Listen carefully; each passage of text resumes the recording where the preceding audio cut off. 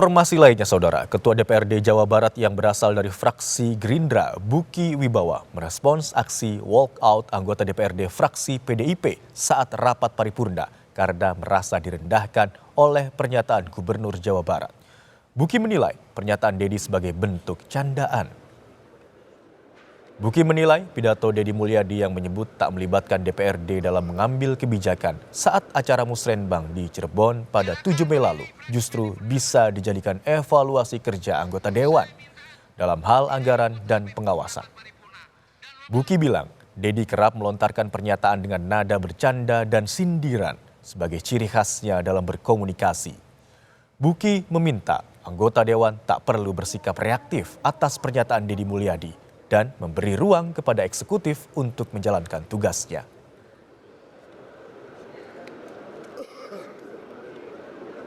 Hampir nih dalam setiap KDM berbicara, itu kadang-kadang menyelip-nyelipkan unsur-unsur kere ya, kata orang Sunda gitu ya. Bercanda, kadang-kadang ada juga sindir sampir gitu, itu ciri khas orang Sunda gitu ya. Kalau bahasa sih ya itu sebuah candaan, sindiran juga boleh kan gitu. Artinya kan kita juga harus lebih hati-hati ke depannya gitu dalam membuat kebijakan gitu kan.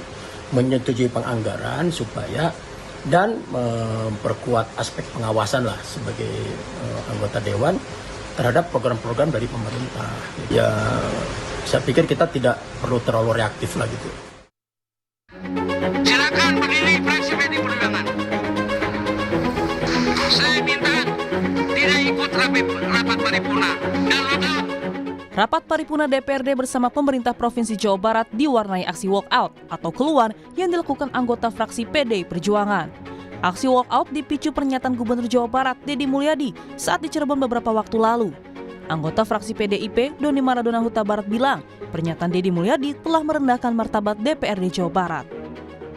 Itu gubernur dalam acara musrembangnya provinsi untuk anggaran tahun 2025, beliau menyampaikan dalam setiap mengambil keputusan, beliau menyampaikan kalau kita menyampaikan ke DPRD itu prosesnya lama. Ada pleno 1, pleno 2, pleno ketiga, sekolahnya juga tetap roboh.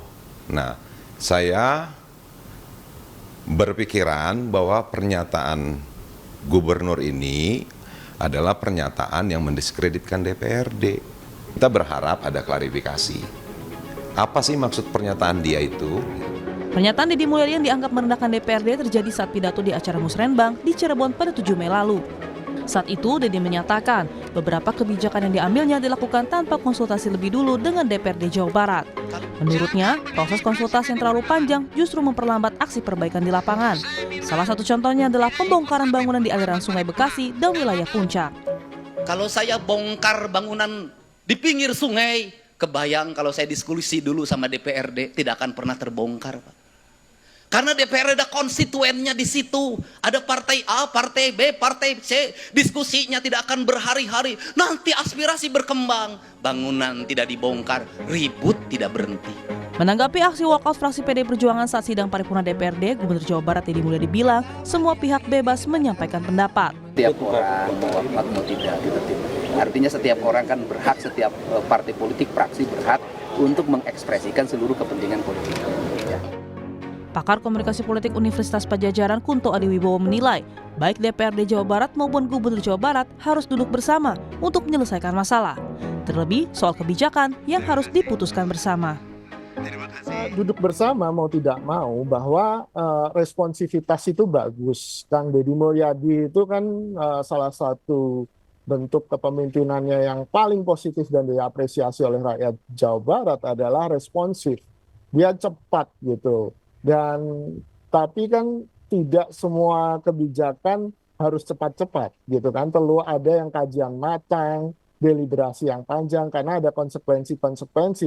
Karena kalau kebijakan yang salah, yang nanggung kan rakyatnya juga gitu, bukan anggota DPRD dan juga bukan gubernurnya. Dan ini yang harusnya menjadi catatan bagi gubernur maupun DPRD Jawa Barat untuk kemudian ya berkolaborasi lah.